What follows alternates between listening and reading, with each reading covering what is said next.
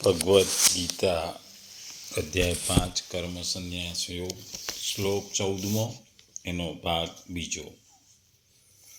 જેમ અગ્નિ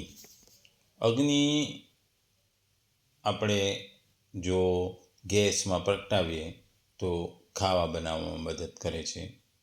અગ્નિનું જો લાકડાથી સળગાવવામાંથી જો અગ્નિ બને છે એ પણ ખાવા બનાવવામાં મદદ કરે છે। એ પાણી ગરમ કરવામાં મદદ કરે છે। અગ્નિ નાની મોટી અગ્નિઓ ઘણા કામમાં આવે છે। અગ્નિ એ લોખંડની વસ્તુઓને ગાળવા માટે એને જુદા જુદા સાધનો બનાવવા પણ વપરાય છે। પણ અગ્નિ જ્યારે આગના સ્વરૂપે ઘરને બાળે છે, એ વનને બાળે છે, વનમાં આગ લાગે છે ત્યારે, એટલે અગ્નિ એ એક જ વસ્તુ છે, પણ એના ગુણો, એના પ્રકૃતિનો, એનો સ્વભાવ અલગ અલગ જગ્યાએ અલગ અલગ હોય છે અને એ પ્રમાણે એ વર્તે છે। અગ્નિ એ અગ્નિ છે, પણ અગ્નિ એના પ્રકૃતિના ગુણો અને સ્વભાવને લઈ જુદી જુદી જગ્યાએ જુદી રીતે વર્તે છે। એ કોઈક જગ્યાએ કામમાં આવે છે અગ્નિ, કોઈક જગ્યાએ એ વસ્તુઓ ઉત્પાદન કરવામાં મદદ કરે છે, કોઈ જગ્યાએ ખાવામાં મદદ કરે છે, અને અમુક જગ્યાએ એ અગ્નિ એ વિકરાળ સ્વરૂપ લઈ ઘરોને બાળે છે, વનને બાળે છે અને ઘણું મોટું જાનમાલનું નુકસાન કરે છે। એટલે જેમ અગ્નિમાં પણ અગ્નિ પણ ગુણો છે, એમ ભગવાને આપણને કીધું કે પ્રકૃતિના પણ 3 જે ગુણો છે એના વડે આ સંસાર ચાલે છે। આ શ્લોકમાં ભગવાન કહે છે કે સમસ્ત જગતની ઉત્પત્તિ, સ્થિતિ અને સંહાર કરનાર સર્વશક્તિમાન પરમેશ્વર છે ને એના માટે અહીં પ્રભુ પદ વપરાયું છે। કારણ કે શાસ્ત્રોમાં જ્યાં પણ પરમેશ્વરને સૃષ્ટિના રચના વગેરે કર્મોના કરતા બતાવ્યા છે ત્યારે તેમને સગુણ પરમેશ્વરના પ્રસંગમાં જ બતાવ્યા છે, અને પરમેશ્વર મનુષ્યના કરતાપણાની રચના કરતા નથી એ કથનનો એવો ભાવ થાય છે કે મનુષ્યનું કર્મોનું જે કરતાપણું છે તે ભગવાને બનાવેલું નથી। અજ્ઞાની મનુષ્ય અહંકારને વશ થઈને પોતાને તે કર્મોનો કર્તા માની લે છે। પરમેશ્વર મનુષ્યના કર્મોની રચના કરતા નથી એ કથનનો ભાવ એવો છે કે અમુક શુભ અથવા અશુભ કર્મ અમુકને મનુષ્ય કરવા પડે છે, એવી રચના ભગવાન કરતો નથી। કારણ કે જો આવી રચના ભગવાન પોતે કરે તો વિધિ નિષેધ શાસ્ત્ર વ્યર્થ થઈ જાય અને કોઈ સાર્થકતા રહે નહીં, તથા પરમેશ્વર કર્મફળના સંજોગની રચના કરતા નથી। એ કથનનો ભાવ એવો છે કે કર્મો સાથે મનુષ્યનો જે સંબંધ દેખાય છે તે અજ્ઞાનવશ છે। કોઈ આસક્તિવશથી તે કર્મોનો કરતા બને તે કોઈ કર્મફળમાં આસક્ત થઈ પોતાનો સંબંધ કર્મો સાથે જોડે છે। આ ત્રણેયની રચના ભગવાને કરી હોત તો મનુષ્ય કર્મબંધનથી મુક્ત જ ન થઈ શકત, તેના ઉદ્ધારનો કોઈ ઉપાય જ ન હોય। તેથી સાધક માટે એ જરૂરી છે કે કર્મોનું કરતાપણું પૂર્વોક્ત રીતે પ્રકૃતિને અર્પણ કરી અથવા ભગવાનને અર્પણ કરી અથવા કર્મોના ફળને અને આસક્તિને સર્વથા ત્યજી કર્મોથી પોતાના સંબંધ વિચ્છેદ કરી લે।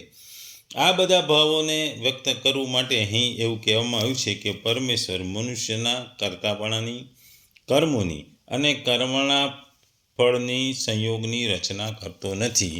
એ મુખ્યત્વે પ્રકૃતિના ગુણો અને સ્વભાવ પર આધારિત છે। આગળના અધ્યાયોમાં જ્યારે સ્પષ્ટ થશે કે જીવ તો પરમેશ્વરની શક્તિઓમાંનો એક શક્તિ છે, પ્રકૃતિ છે, પરંતુ તે ભૌતિક પદાર્થથી ભિન્ન છે। ભૌતિક પદાર્થ પણ ભગવાનની એક નિકૃષ્ટ પ્રકૃતિ છે। સંયોગવશ ચડિયાતી પ્રકૃતિ અથવા જીવ અનંતકાળથી ભૌતિક પ્રકૃતિના સંપર્કમાં રહે છે। જે ક્ષણભંગુર શરીર અથવા ભૌતિક નિવાસસ્થાન પ્રાપ્ત કરે છે તે અનેક કર્મો તથા તેના ફળનું કારણ છે। આવા બંધિયાર વાતાવરણમાં જીવી રહેલો મનુષ્ય અજ્ઞાનવશથી પોતાની જાતને દેહ સાથે એકરૂપ માનવાને લીધે દેહના કાર્યોના ફળરૂપે મળતા દુઃખો ભોગવે છે। અનંતકાળથી ઉપરજિત આ અજ્ઞાન જ શરીરના સુખ દુઃખનું મુખ્ય કારણ છે। જેવો જીવ શરીરના કર્મોથી અલગ થઈ જાય કે દૂર થઈ જાય કે તરત તે કર્મબંધનમાંથી એ છૂટી જાય છે, જ્યાં સુધી તે શરીરરૂપી નગરમાં નિવાસ કરે છે ત્યાં સુધી તે નગરના સ્વામી જણાય છે, પરંતુ વાસ્તવમાં તે તેનો સ્વામી નથી કે તેના કર્મો તથા ફળો પણ નિયંતા પણ નથી. તે તો કેવળ સંસારરૂપી સાગર મધ્યે જીવન માટે સંઘર્ષ કરનારો એક પ્રાણી છે. સાગરના મોજા તેને ફંગોળે છે, પરંતુ તેમના ઉપર તેનું કોઈ નિયંત્રણ હોતું નથી. ભગવાન જ્યારે દ્વારા જળથી બહાર આવવું એ જ એનો ઉદ્ધારનો સર્વોત્તમ ઉપાય છે. તેનું સઘળી ઉપાધિઓનું રક્ષણ કરે છે. ટૂંકમાં ભગવાન કહે છે કે કર્તાપણું કે કર્મ હોય કે કર્મફળનો સંબંધ, આ ત્રણેય મનુષ્યને પોતાના સ્વભાવને વશ થઈને આચરે છે. અહીં સ્વભાવપદ વ્યક્તિ પ્રકૃતિ આદતનું વાચક બતાવ્યું છે, જે ખુદ જીવે ઘડેલો છે. જ્યાં સુધી સ્વભાવમાં રાગ દ્વેષ રહે છે ત્યાં સુધી સ્વભાવ શુદ્ધ થતો નથી. જ્યાં સુધી સ્વભાવ શુદ્ધ ન થતો ત્યાં સુધી જીવ સ્વભાવને વશીભૂત રહે છે. આગલા ત્રીજા અધ્યાયના 33મા શ્લોકમાં પણ ભગવાને કહ્યું કે મનુષ્ય પોતાની પ્રકૃતિ અથવા સ્વભાવને વશીભૂત થઈ કર્મો કરવા પડે છે. આ જ વાત ભગવાન અહીં તું સ્વભાવ પ્રવર્તે પદોથી કહી રહ્યા છે. જ્યાં સુધી પ્રકૃતિ અથવા સ્વભાવ સાથે જીવનો સંબંધ માની લીધો છે ત્યાં સુધી કર્તાપણું છે, કર્મ છે અને કર્મફળની સાથે સંયોગ, આ ત્રણેયમાં જીવની પરતંત્રતા ચાલુ રહેશે. તે જીવની જ ઘડેલી વસ્તુઓ છે. ઉપયુક્ત પદોથી ભગવાન એ કહી રહ્યા છે કે કર્તૃત્વ, કર્મ કે કર્મફળ એટલે કે ભોક્તૃત્વ એ ત્રણેય જીવોના પોતાના ઘડેલા છે. એટલા માટે તે પોતે એમનો ત્યાગ કરી નિર્લિપ્તતાનો અનુભવ કરી શકે છે. ભગવાન અહીંયા આગળ કહે છે કે કર્મફળનો હેતુ પણ ના બંધ. તાત્પર્ય એમ છે કે સુખ દુઃખ થવું અથવા ન થવું અને કર્મફળની ઈચ્છાવાળું બનવું અથવા ન બનવું એ મનુષ્યના પોતાના હાથમાં છે. જો કર્મફળનો સંબંધ ભગવાનનો બનાવેલો હોત તો મનુષ્ય કદી સુખી કે દુઃખી ના થાત અને સુખ દુઃખ સમાન ના રહેત અને નિષ્કામ ભાવથી કર્મ પણ નહીં કરી શકત. જેને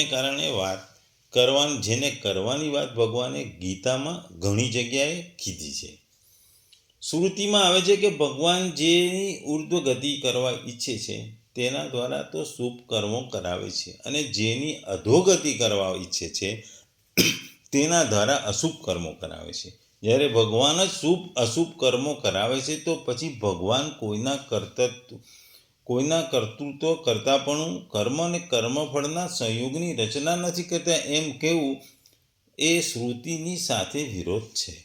વાસ્તવમાં શ્રુતિના ઉપયુક્ત કથનનું તાત્પર્ય શુભ અશુભ કર્મો કરાવીને મનુષ્ય ઉર્ધ્વગતિ અને અધોગતિ કરાવવાનું નથી, કારણ કે પ્રારબ્ધ અનુસાર કર્મફળ ભોગવવાથી તેને શુદ્ધ કરવાનું છે. અર્થાત મનુષ્ય શુભ અશુભ કર્મોનું ફળ જેવી રીતે ભોગવી શકે છે, ભગવાન કૃપાપૂર્વક તેને કર્મબંધનમાંથી મુક્ત કરી પોતાનો વાસ્તવિક પ્રેમ આપે છે. એવી જ પરિસ્થિતિ અને બુદ્ધિ પણ ભગવાન સર્જે છે. જેવી રીતે જે મનુષ્યને પ્રારબ્ધ અનુસાર ધનની પ્રાપ્ત થવાવાળી છે તેને વેપાર જેવા ખરીદવા વગેરેની પ્રેરણા કરે છે. અર્થાત તે સમય તેવી જ બુદ્ધિ બની જાય છે. અને જેને પ્રારબ્ધ અનુસાર નુકસાન થવાનું છે, ખોટ થવાની છે, તેને વેપાર વગેરેમાં તેવી જ પ્રેરણા આપે છે.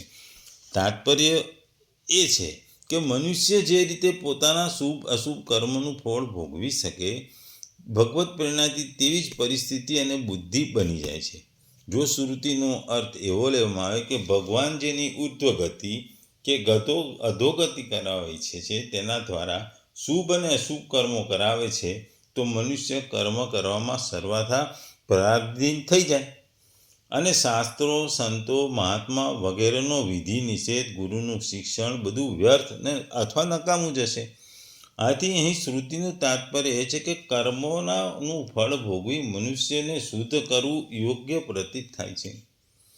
ટૂંકમાં જીવ જેવું કર્મ કરે છે તેવું જ ફળ તેને ભોગવવું પડે છે. જળ હોવાને કારણે કર્મ પોતાનું ફળ ભોગવવામાં અસમર્થ હોય છે. આથી કર્મોના ફળનું વિધાન ભગવાન કરે છે.